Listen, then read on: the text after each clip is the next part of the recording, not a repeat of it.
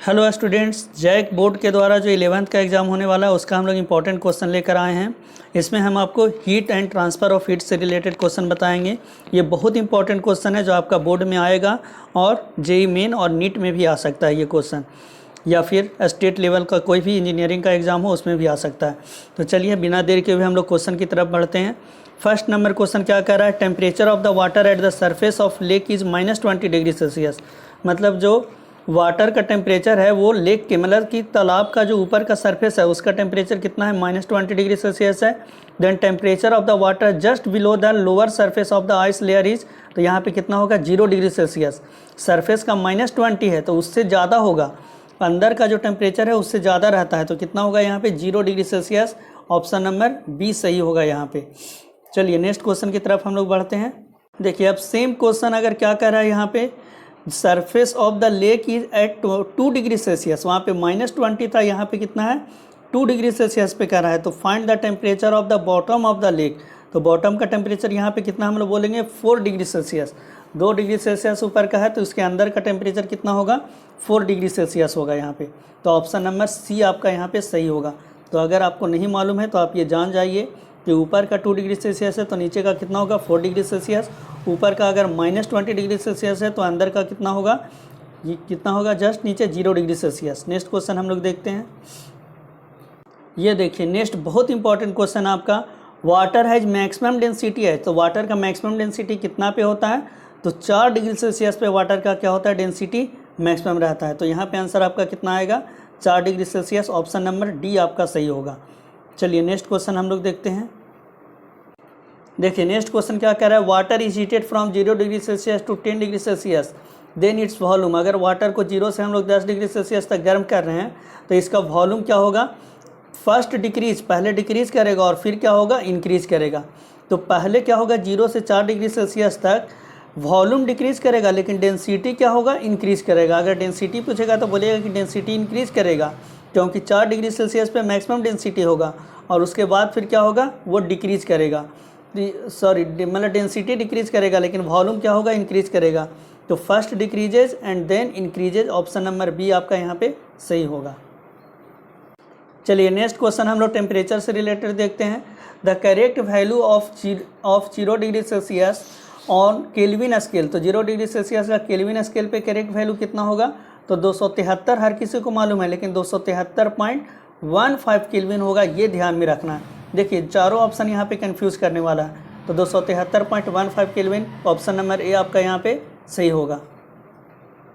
ये देखिए आपका बहुत इंपॉर्टेंट क्वेश्चन है, at what temperature the centigrade scale and Fahrenheit scale reading are same. Centigrade और फ़ारेनहाइट स्केल का रीडिंग क्या होता है, सेम होता है। कितना डिग्री सेल्सियस पे, तो -40 डिग्री सेल्सियस पे, मतलब -40 degree Celsius equal to -40 degree Fahrenheit. तो ऑप्शन नंबर ए आपका यहाँ पे सही होगा।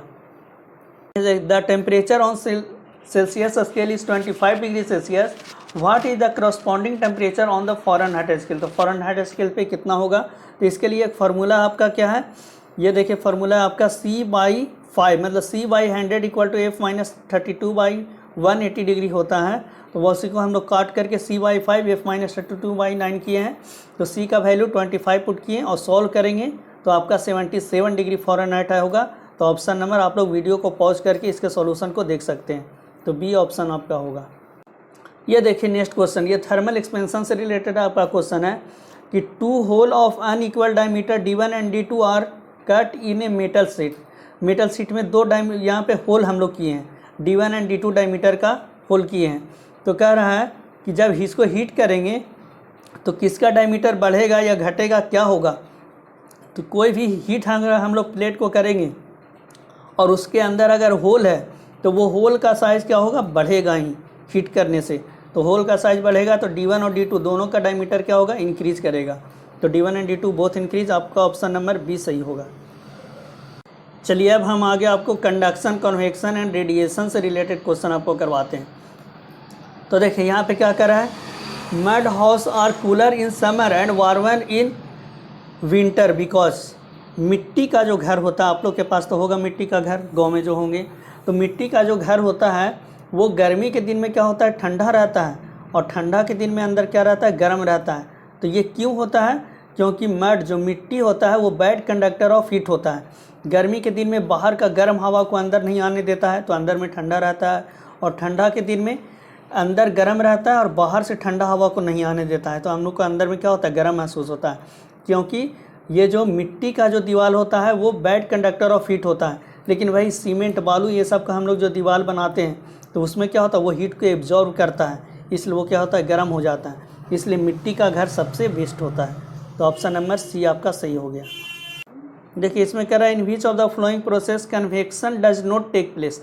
कन्वेक्शन में क्या होता है कि मॉलिक्यूल्स क्या होता है, एक जगह से दूसरी जगह जाता है, मतलब कि पानी को गर्म करते हैं तो नीचे से पानी गर्म होकर के ऊपर की तरफ जाता है और वो मिक्सअप होता है वहाँ पे, तो वहाँ पे मिक्सअप होता है, मतलब मॉलिक्यूल्स खुद उठ करके जाता है यहाँ पे। तो यहाँ पे क्या होगा, वो किस में नहीं होगा, तो सी एंड लैंड ब्रिज में होगा, समुद्री हवा में होगा। Boiling of the water, water को हम लोग बॉयल करते हैं उसमें भी ये होगा, कन्वेक्शन से ही बॉयल करता है। Heating of the air around the furnace, किसी भी फोरेंस के चारों तरफ वाटर हीट हो रहा है तो वो भी उसके। लेकिन warming of the glass bulb due to filament, मतलब फिलामेंट गर्म हुआ, उससे बल्ब अगर गर्म हो जा रहा है तो ये किससे होगा, आपका रेडिएशन से होगा। इसलिए यहाँ पे ऑप्शन नंबर सी गलत है। यहाँ पे ये कन्वेक्शन से नहीं होगा, ये रेडिएशन से होगा ये चीज़। नेक्स्ट क्वेश्चन हम लोग देखते हैं। The layer of atmosphere are heated through. Atmosphere का जो लेयर हीट होता है वो किस से होता है, तो कन्वेक्शन प्रोसेस से हीट होता है। ऑप्शन नंबर ए सही है। ये देखिए in close room heat transfer take place by, तो यदि छोटा सा रूम है उसमें हीट जो ट्रांसफ़र हो रहा है वो किस कारण से होगा, तो कन्वेक्शन के कारण होगा वहाँ पे। मान लीजिए आप घर में कहीं पे रोटी बना रहे हैं या खाना बना रहे हैं, तो वहाँ पर अगर हीट आप कर रहे हैं तो रूम भी क्या होता है, हीट हो जाता है कुछ देर में। तो क्यों वो रूम हीट हो रहा है, क्योंकि वो कन्वेक्शन प्रोसेस से वहाँ पे क्या हो रहा है, रूम भी हीट हो जा रहा है, तो वहाँ पर का गर्म हवा पूरा रूम में क्या हो रहा है, फैल रहा है। तो ऑप्शन नंबर बी आपका यहाँ पे सही होगा।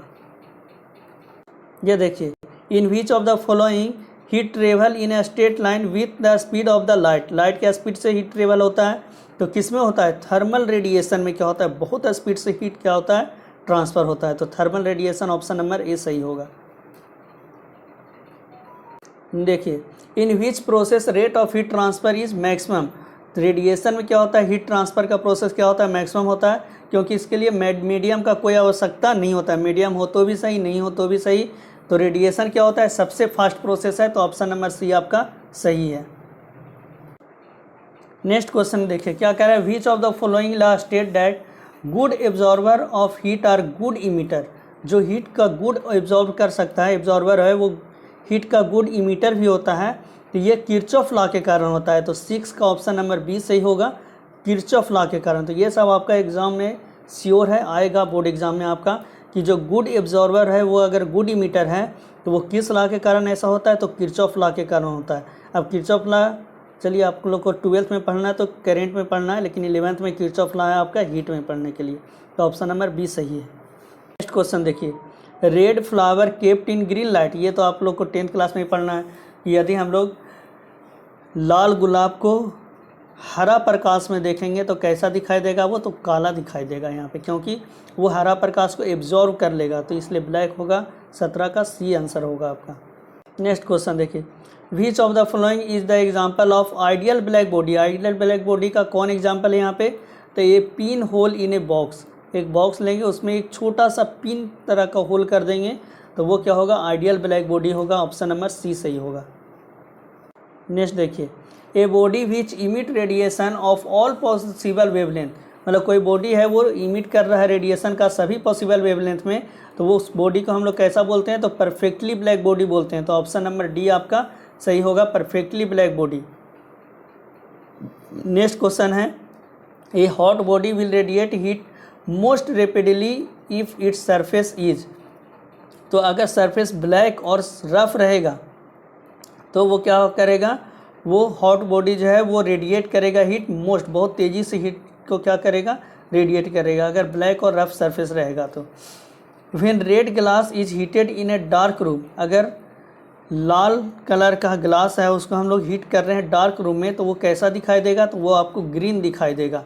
तो ऑप्शन नंबर ए सही होगा, 27 का ऑप्शन नंबर ए।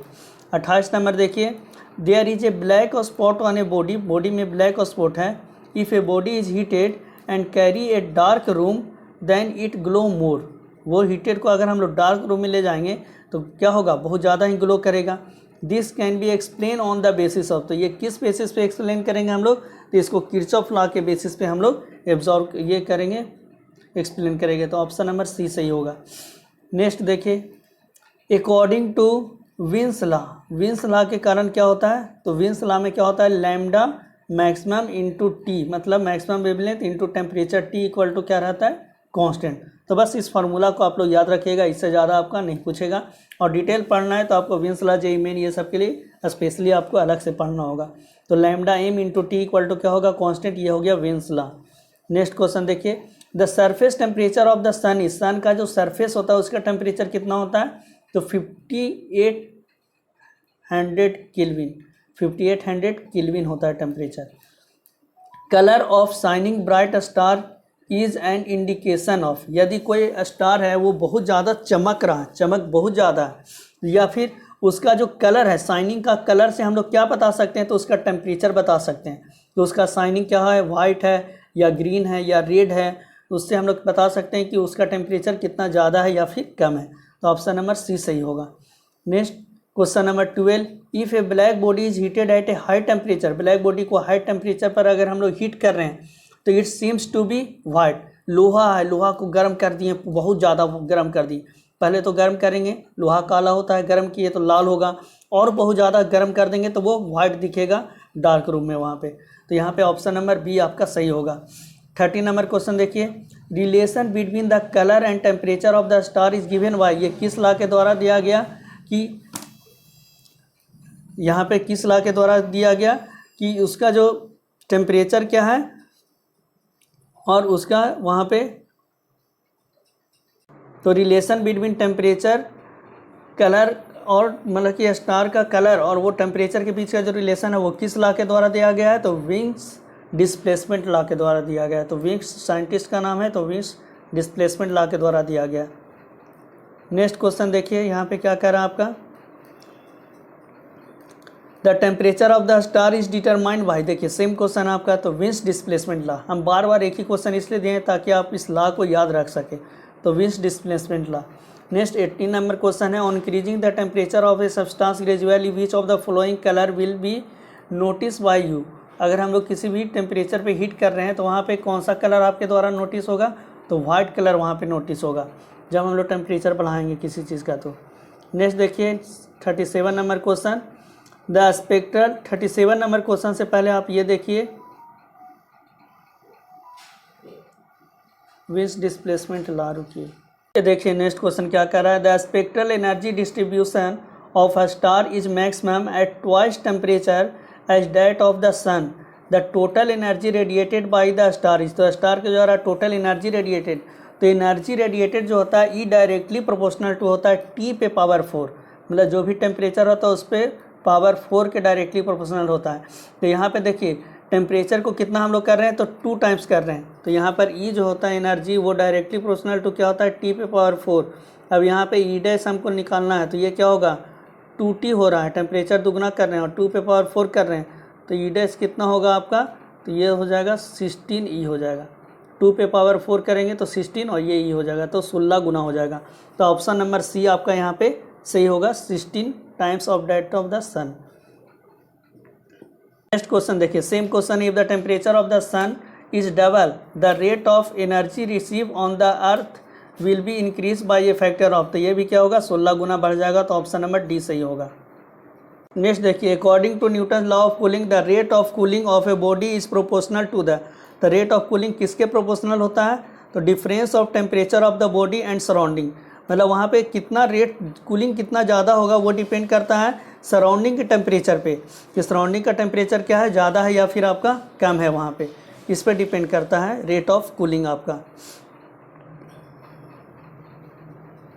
ये देखिए नेक्स्ट क्वेश्चन क्या कर रहा है, the hot body at temperature T loses heat to the surrounding temperature T S by radiation, if the difference in the temperature is small then the rate of loss of heat by the hot body is proportional to, तो T minus T S करना है, मतलब body का temperature और surrounding का temperature का difference, तो T minus T S यहाँ पे ऑप्शन नंबर ए सही होगा।